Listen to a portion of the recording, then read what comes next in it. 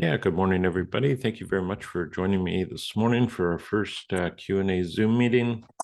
And today it's going to be a little bit of an introduction. I'm going to show you how to navigate the Canvas platform a little bit and touch on the template file. Take a look at that. So again, thanks everybody for making time to join me today. I really enjoy the Q&A meetings and really appreciate people making time to join me with this. So let us start. Maybe what I'll do is I'll just share my screen.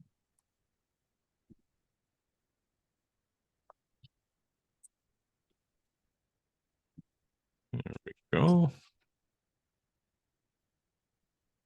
Yeah, and we'll just take a quick peek at the platform here, and it's not the most intuitive platform.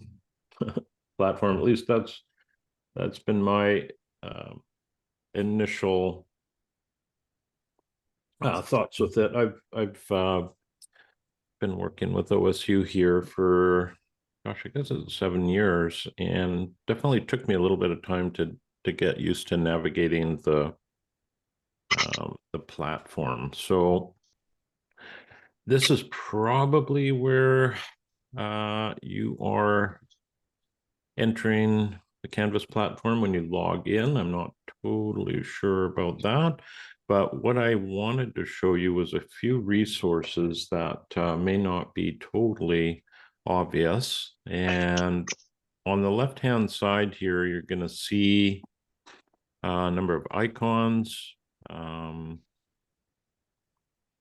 Your account at the top here, which you can fill in if you wish. You don't have to.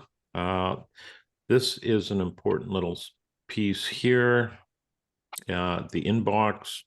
So if you need to get a hold of me for any reason, this is one of the ways you can do it, is just hitting this inbox icon and creating a little note. And you can send those notes to myself or to other students. So that's one of our help sort of features with that. We've got a resource tab and the help at the bottom here. So if you do run into any technical troubles, what you want to do is reach out to Canvas, and if you push this help icon, you'll get a number of different ways of doing that. I think they have a 24/7 chat, as well as toll-free numbers there that you can ring them up if you wish. And they're the best people to contact if you do have technical troubles. They're the expert on that end. So keep that in mind. So if we look at this other row of this menu here on the left, one of the things that I would encourage you to explore when you have an opportunity is the modules. And if we just click on that now, there are a few really interesting parts to this. So the modules are going through lessons 1 through 10, but the resources here are very, very interesting. So this is one of the most interesting for those who wish to, look at designing as a career opportunity. If you go to the client interface here, we have a number of different instructors. We've got Andrew, we've got myself, got Kelda and Neil, and we all put together a short video about our design process from the beginning of contacting a client right up to the end of the design process. So we all have a completely different approach. So that's very, very interesting to go through. And you might find you sort of cherry pick little ideas from everybody. So I would encourage you to look at that when you get a chance. And I'll just back up here. Of course, there's a few obvious things here, the course overview. and there's a main help discussion board. So that is a board that the whole class, not just this group, can post to. But I'll show you another approach here, which you might want to consider. It's within our group itself. There's some tutorials here with graphics and software, and that is one of the challenges with this course, because everybody's coming into it with a different, from a different place. Some of you will have some background with using CAD or like a QGIS type program, and others will have never done any work on this at all. So one of the things that I would encourage you to do is really to check in and make sure that you're going to go down a path that's comfortable for you. So what do I mean by that? Well, you may or may not want to put together your design using the computer. You may want to do this by hand, and I would encourage you to do so if that is the route you want to take. There's absolutely nothing wrong with that. In fact, there's a lot of advantages in that you're not going to be spending a lot of time and energy focusing on learning a new software. We want you to really be focused on the permaculture design process and getting all you can out of that. So that's one of the things to consider, is computer versus hand-drawn as we go forward. And I can show you a few really interesting softwares that you can consider. Let's see here. We have the PDC Pro template. We're going to talk about that. And there is a little blurb here on your design project site selection. So if you're having any questions about whether your site might be appropriate or not, you can take a look at this, and it really goes into, you know, some key points as to what you want to look for any potential design site for this course. So you want to be able to visit it. That's a biggie, right? So for a number of different reasons. One of the main reasons being, in lesson 6, we're going to be doing soil testing. So you'll have to be able to get to the site for that. You want to be able to dig holes, you know, have permission to dig a couple of holes on the site. And they're not large. They're just like a 1 foot by 1 foot hole for the soil, the jar test. Now, ideally, you want your site to have at least one building, but it doesn't have to.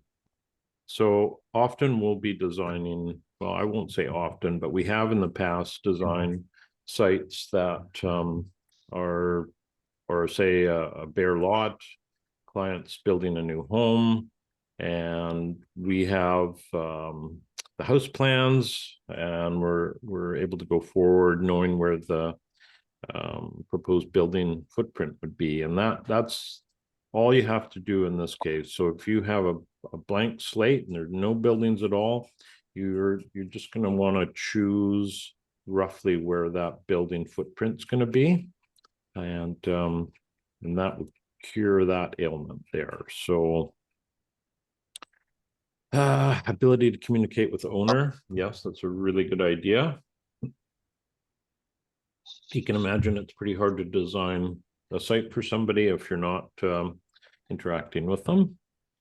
And possibility of implementing the site afterwards. So, you know, take that with a grain of salt. You certainly don't have to.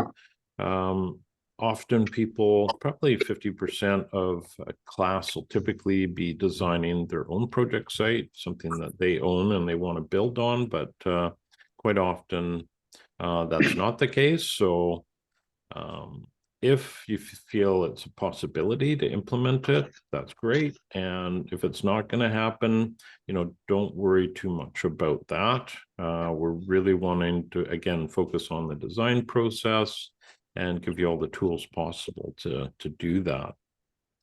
And then the last bit here, which is kind of tough for some people to wrap their head around sometimes, is using the entire area of the property boundary. So let's say you have a 40-acre project site, and you really only want to design maybe 1 or 2 acres of that. So that is completely fine. You do not have to design every square foot. But we do want to include the whole project site boundary, and that'll become a little more obvious as we go through the course. But in a nutshell, there's going to be quite a bit of site observation that we're going to be doing, and we want to include that whole boundary because there may be resources or liabilities within that we want to consider when we are moving forward with any of our design here. So yeah, that is just a quick brief on some of the things you should consider with your project site. Then if you have any questions about any of them, you're still not sure, don't hesitate to drop me a note. No problem at all. The other thing that I do offer for all students is if you do get stuck and you're really getting frustrated, you can book a Zoom call with me, and I will leave that. Maybe what I'll do is I'll place it within one of the discussion boards, so it's out there for everybody if they want to use that. Yeah, so and software and tutorials. So if we go here, there's probably a little bit about Google Earth because we are going to be using that. And we do have to, I would encourage everybody to use the template. So there are some basic tutorials on those. And let's take a look. I think that's the last item that I was concerned about. Oh, there's some sample reports here. So these are really interesting to go through as well. Although I don't see any. So that's, there we go. There's a database here, quite extensive. Now they have changed this somewhat. So I'm actually not, oh, there we go.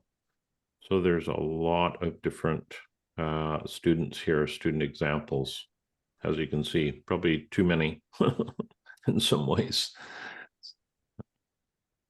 That's another good resource to take a look at. Okay.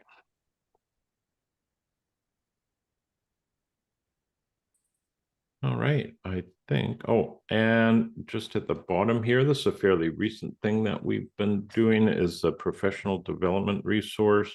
So these will be a whole bunch of, there's some Zoom meetings here that were conducted.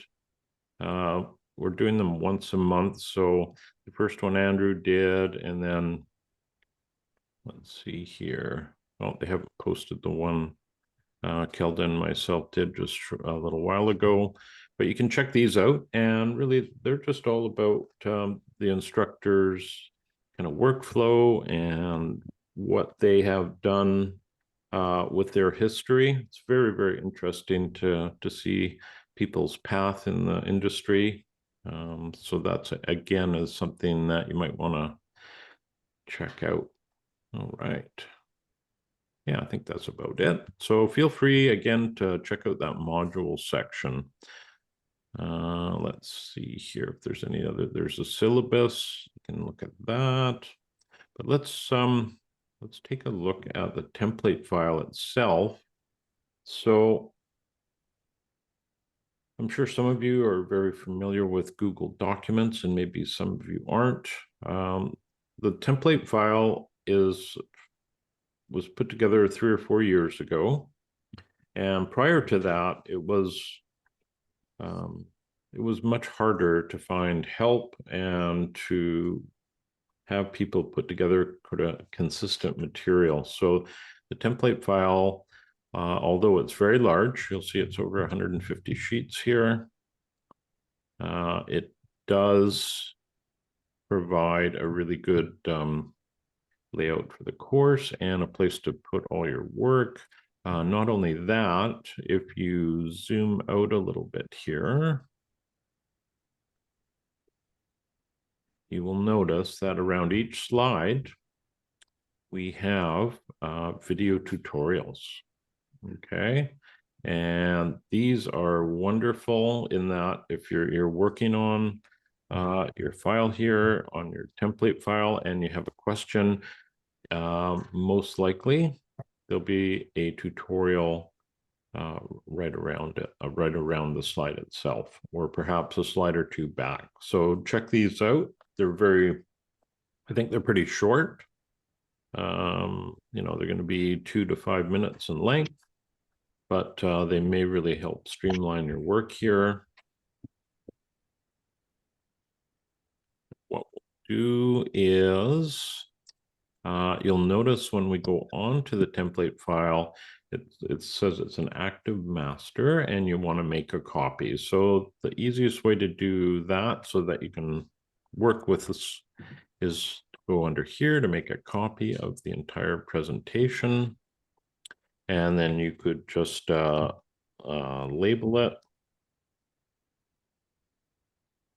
and you save it to your Google Drive. And then you hit make a copy. It's going to do that. Yeah, it takes a moment or two to make that copy, and then we should be good to go.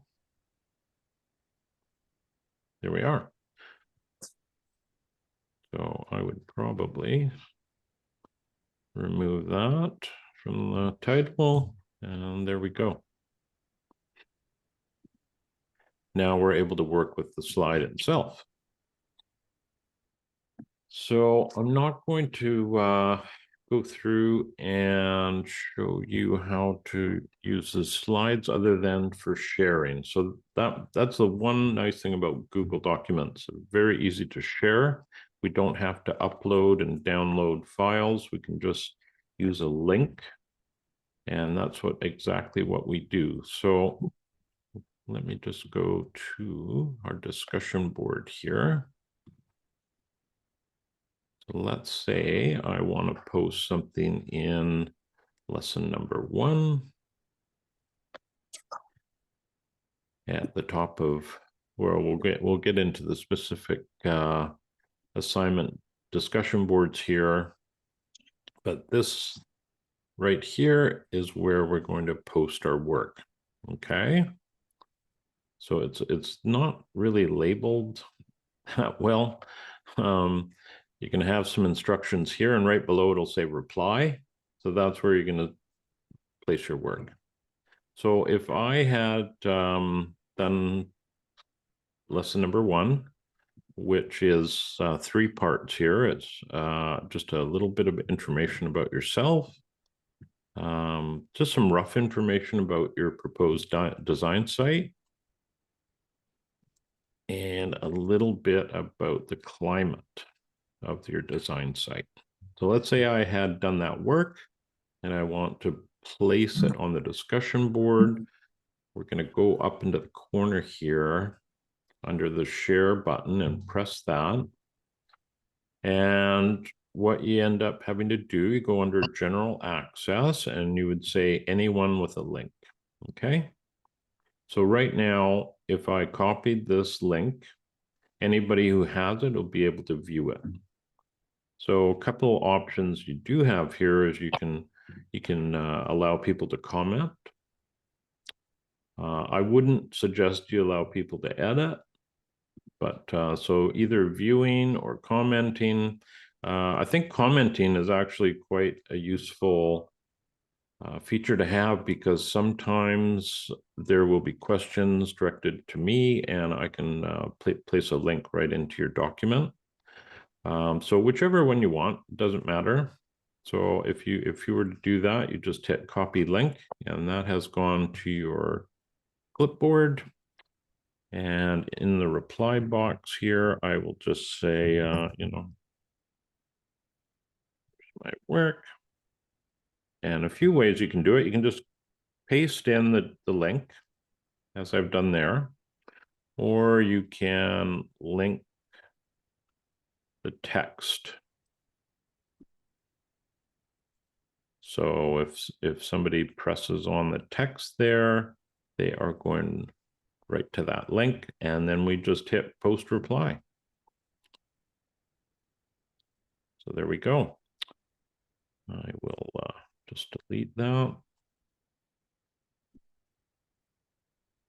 So that's pretty straightforward. So sharing is very easy. And again, I would encourage people to use the template file. It's much better than using, say, a PDF, because you can imagine as we go through the course, there's going to be more and more sheets added to your work. And if you're trying to share a 100-page PDF document, that can be pretty large in terms of uploading and downloading. So again, using the share feature on here really does help to make that much easier. So again, I'd encourage you to do that. Okay, what else are we going to talk about here? Let's go to the discussion board. So we have a whole bunch of discussion boards we've created. There's one called General Help. So let's say you do run into some trouble and you just type in your question here and hit the post reply.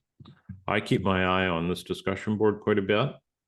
So let's say you're, regardless of whatever lesson you're working on, this is a great place to get my attention if you want some feedback on a question.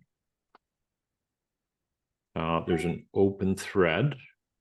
Okay, so that is it's really for all you guys, guys and gals, you want to post anything related to permaculture, and it's a place you can share some information there. We have our Q&A Zoom meeting discussion board. So after today's call, I will be placing a link to the recording right at the bottom here. And then if you have any any doubts about the dates or the link to the meeting, I've placed it here, as well as our Google document, which we're going to take a look at. And then generally on the calls, if you have any questions at all, you can use the chat feature. That's one way you can have questions answered during our calls here. The other is using this Google document, which I've put a link in the chat to that, and we'll take a look at that document in a second. But again, this is where you would go to find all the Q&A Zoom meetings. So the other place you could go is just directly to my YouTube channel, and I think I included a link. I include a link with all the notes that I send out regarding our meetings, so you can easily access it there if you wish. And then I'm just going to be pinning all the lessons as they come up. So this is kind of probably a hub of where you're going to access all the information and post all of your assignments. So the lesson 1 assignment gets put into this board. And then lesson 2 is here as well, and 3. So each individual lesson has its own board. And the reason for that is if we had just one discussion board and everybody was posting various lessons in it, it would get pretty pretty unorganized. And yeah, this is a much better way to do it, certainly from an instructor's point of view. And let's see. So when we are looking at these lessons, you'll notice there's going to be a little introduction, and we have a link to that template file here, so we can easily download that. And then you'll notice there's a number of tabs at the top. So just a brief instruction about the personal survey, about your design site here. And again, there's a link to choosing the site if you have any questions about that. We're going to also do a climate survey, and there's some information on that. And then there'll be some resources related to this particular lesson. And some of these climate resources are really helpful. And then we get to the end here where we have what's called our assignment rubric. So this is what I use when I'm grading your work. I will go through and just make sure that you've... Hey. Oh, somebody have a question there? Sorry.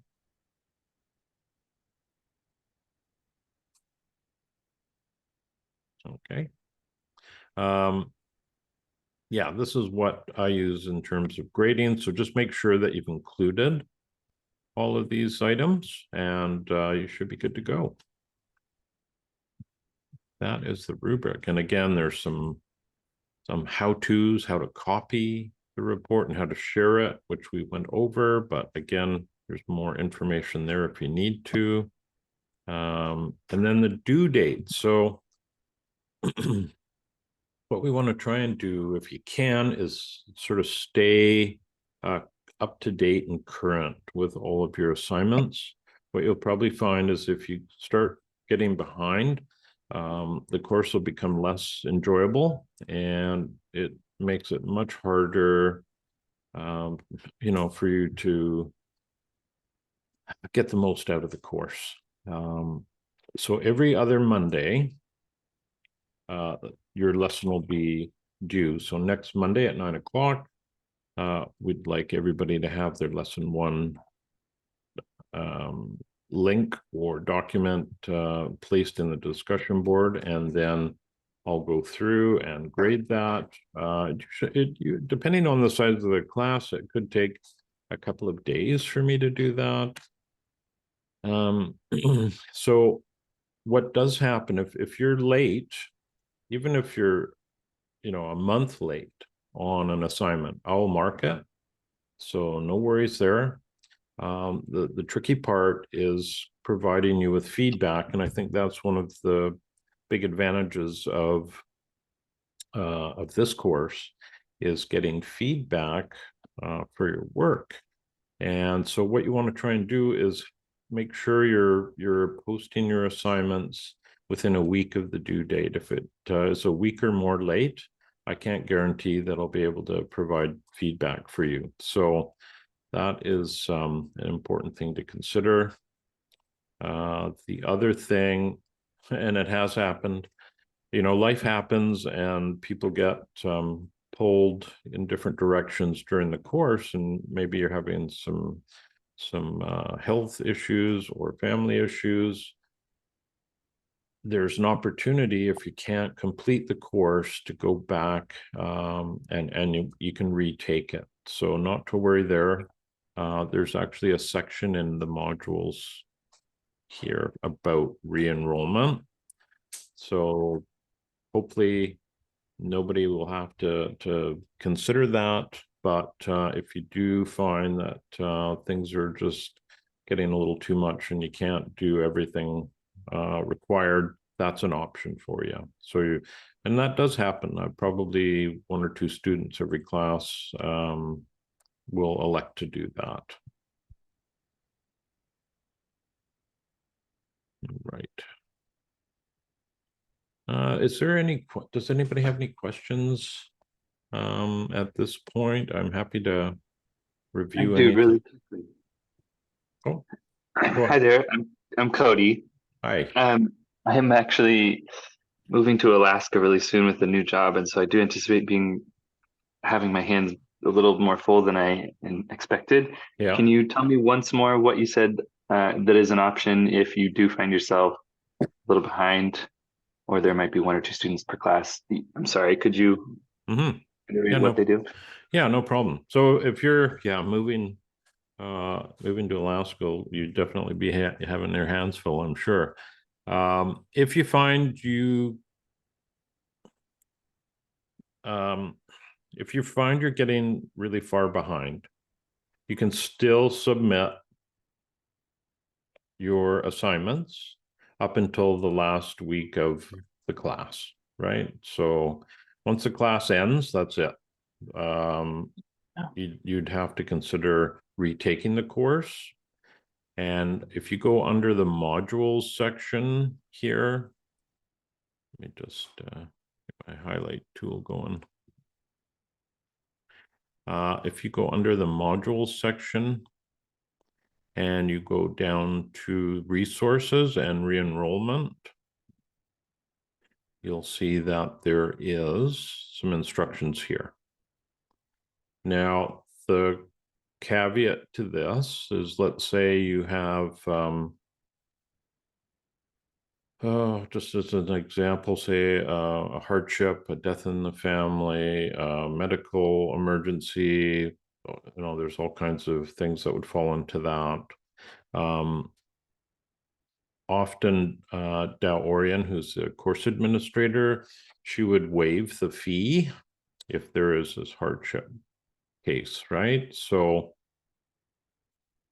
if you're Cody, for example, for yourself, if you're moving and you're working hard in the course, doing everything you can, you just can't pull it off, you could re-enroll. But what I wouldn't really be considering this until you get to the very end of the course.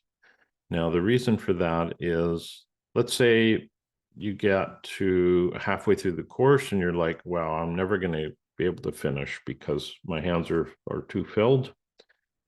Wait until the end, because if you were to re-enroll at that point, what happens is you get removed from the class, from this class. So you don't want to do that.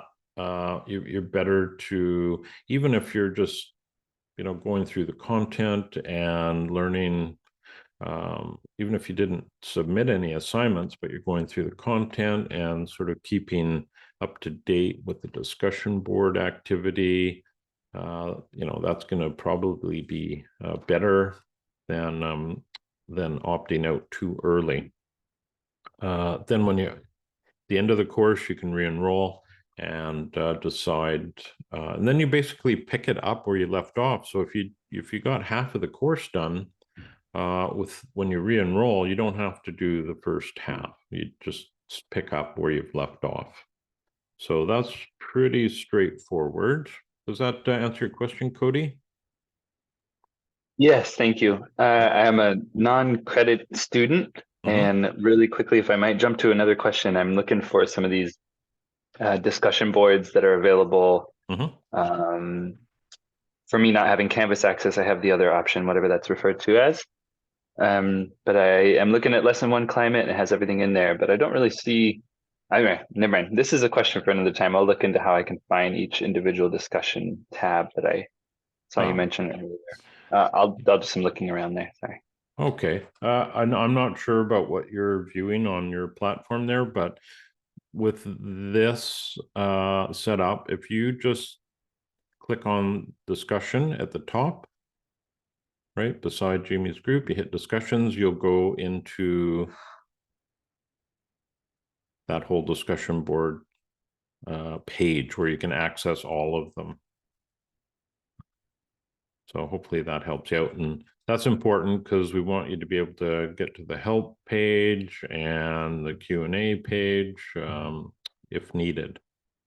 The other thing you'll notice is there's numbers here, and for that's telling me how many unread replies there are.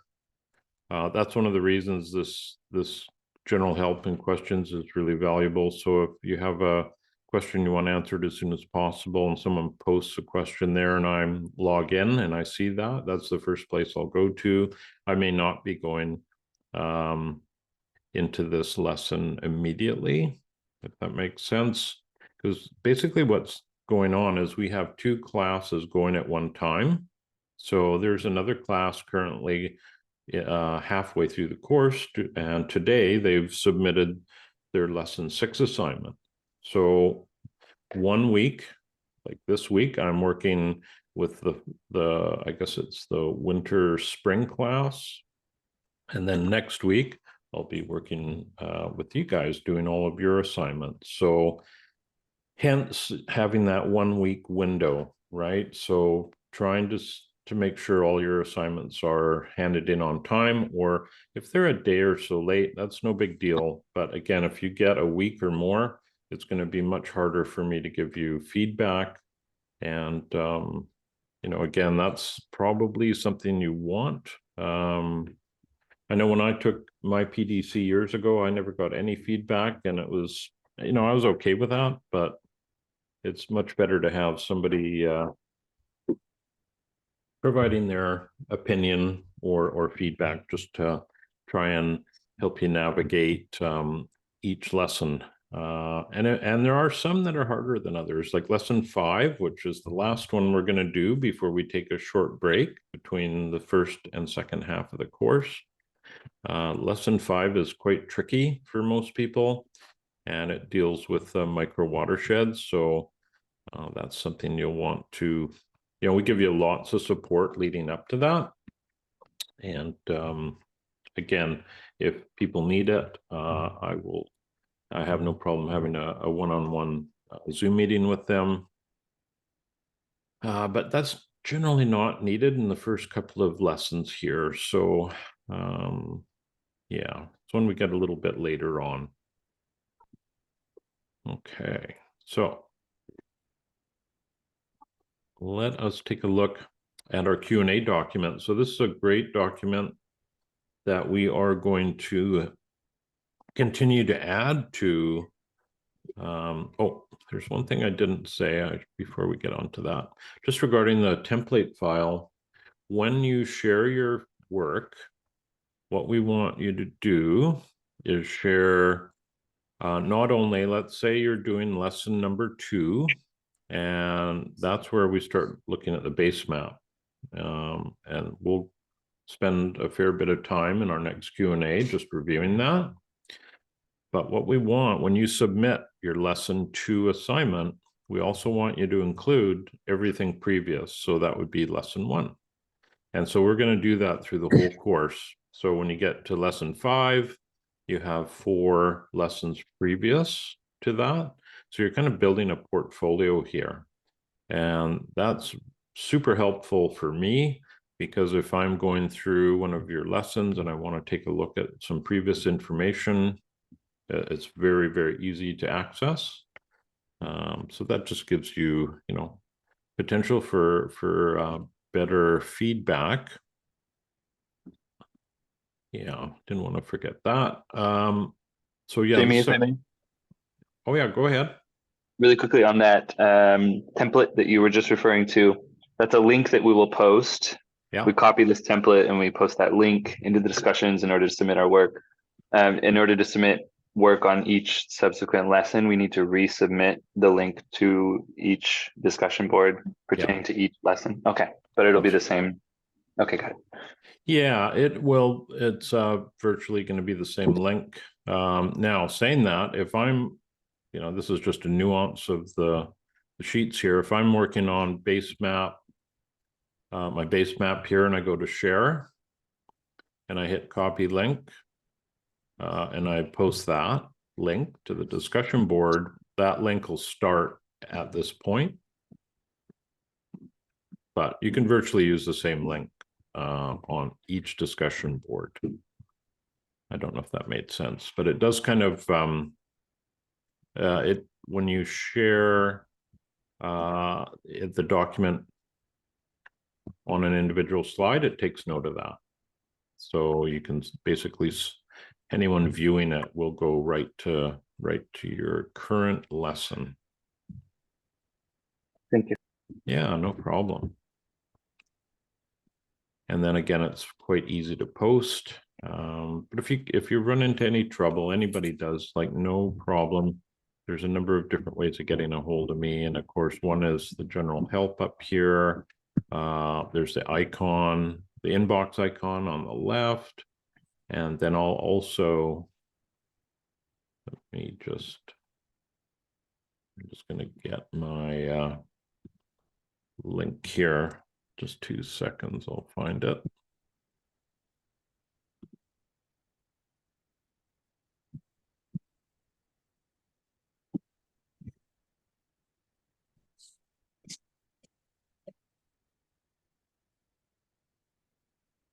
All right.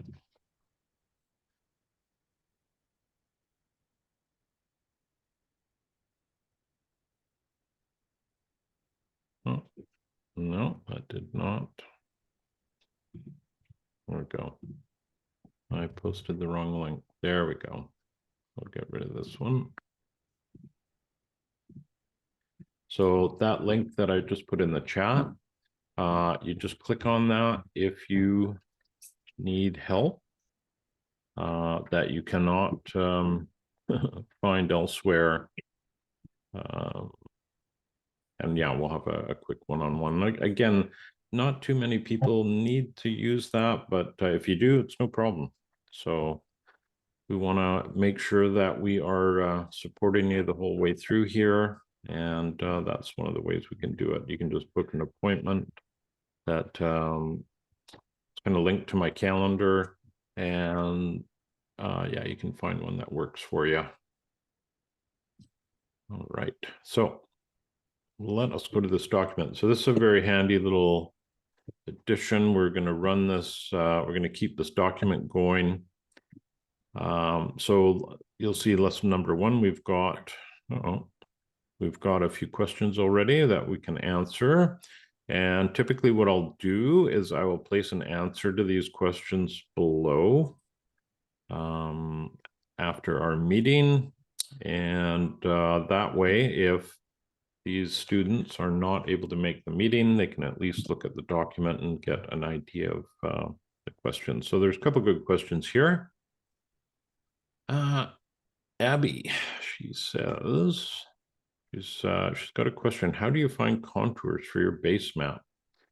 And we're going to get into this a little bit deeper in the next Q&A, because that's a little, it's part of creating your base plan or base map. But I can show you a quick way of doing that is so there's a site called Contour Map Creator,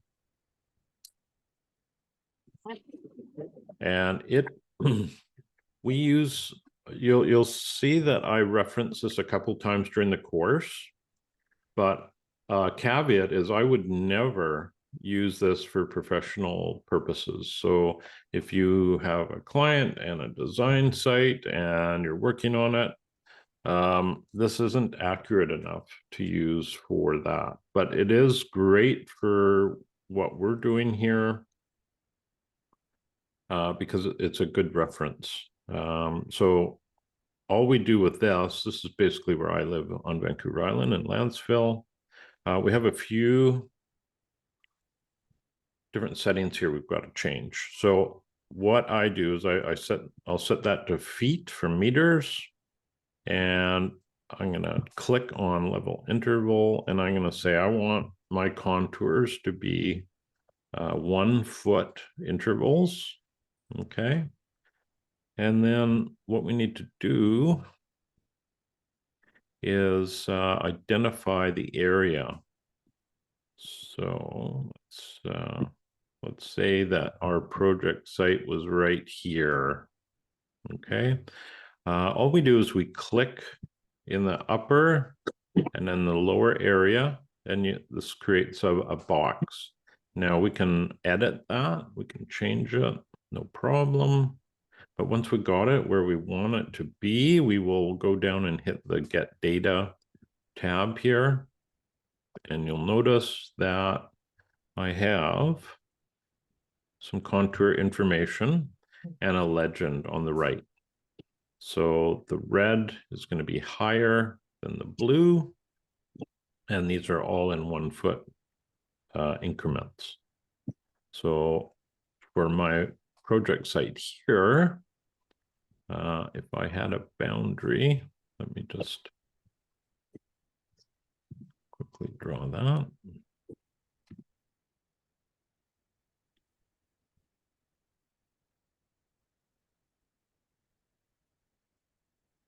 Not exactly sure where that would be. Oh.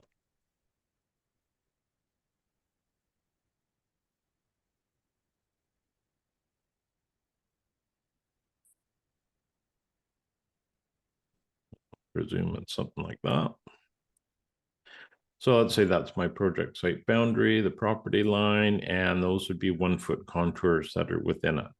So you could easily just take a screenshot of this and trace it.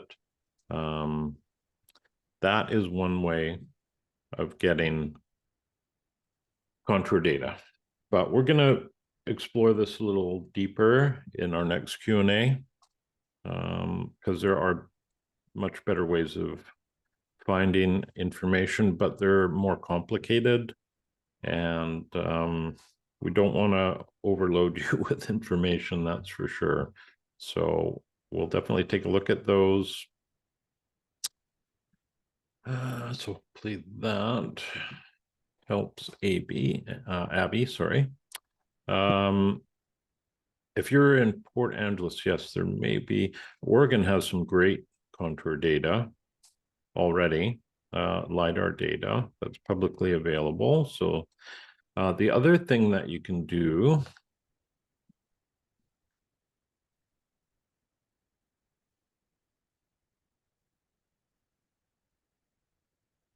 go is often,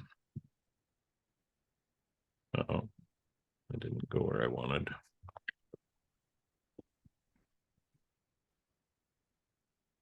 A lot of areas have interactive maps. That's very common to have these GIS maps. And those are often really good sources for all kinds of information, including contours. So let's just see if we can zoom in a little bit here.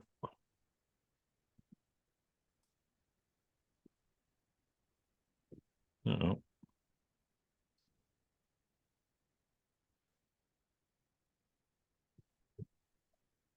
And all these are going to be a little bit different. If you go under layers, you'll see right here that we have 2 meter contours and 5 meter. And you can see at the bottom of the screen there, it's loading right now. And these have labels on them. So again, this can be a really useful place to look for contour data. If you're looking at a very large area, you'd obviously want less definition. So just go with 5 maybe. But this can be very helpful, and it can be really helpful when we're trying to figure out things like our micro watershed. But again, these are 2 meter. For those that aren't familiar with metric, that's over 6 feet. So that's pretty coarse, right? It's not really that high resolution, but we will look in the next Q&A meeting a little deeper into this. And but for Abby, that's a couple of things that you can look for is interactive maps and contour map creator. And then we have one more question here from Seven. Feeling a little apprehensive about sharing details.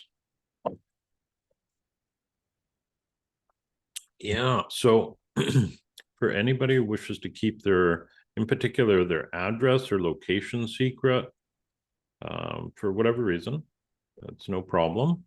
All you have to do is pass along the address to myself in a note. And yeah, you don't have to place that within your document. So that's no problem at all. It can be, I won't say anonymous, but you don't have to necessarily include that. It's helpful, but if you feel apprehensive about it, then yeah, just share that with me, and then we're all good. Because often especially when we get to lesson number 5, I often have to go onto project sites and use Contour Map Creator to run through the micro watershed, just to help people with that whole concept, trying to predict how much water is potentially flowing onto the project site at any given time. So yeah, we'll get to that.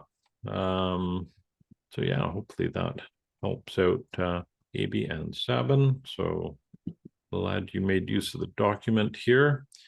Is there anything anybody would like, any questions people have at this point? I got about 5 minutes left in our meeting, and I'm happy to chat about anything related to lesson 1 or beyond, or any questions you might have. So feel free to pop them in the chat, or you can unmute yourself.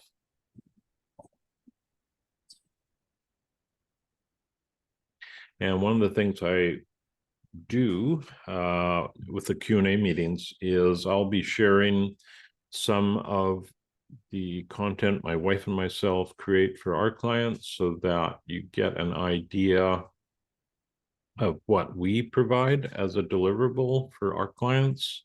And it'll be very different, well, similar but different to your template files. So we don't do 150-page design for our clients. It's more like, between 5 and 10, right? It's much more condensed, and there's a lot of this information that's within it, but it is a little bit different. And yeah, so you may benefit just seeing what we do, and there may be things that you see us include that you'd like to adopt yourself. So all right. And I guess the other thing for anybody who is working on a farm scale property, what you'll probably find is all during upcoming meetings, I'll probably be making reference to the Regrarian platform. And I'm part of this training program. I have been for a few years. It's a great next step in the design process for those looking at larger land bases. And this is a platform put together by Darren Doherty.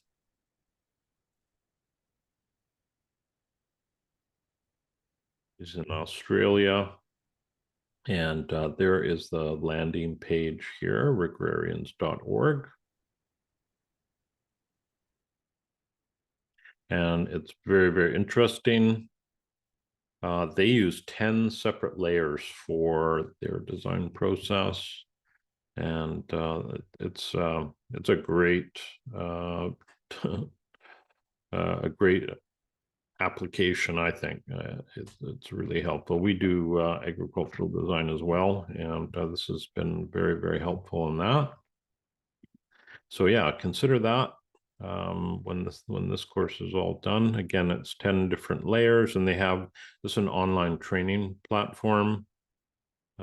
They do a number of different things, some software like QGIS, they do grading, and then there's the REX online farm planning program. So much like this program, it's an online program. So yeah,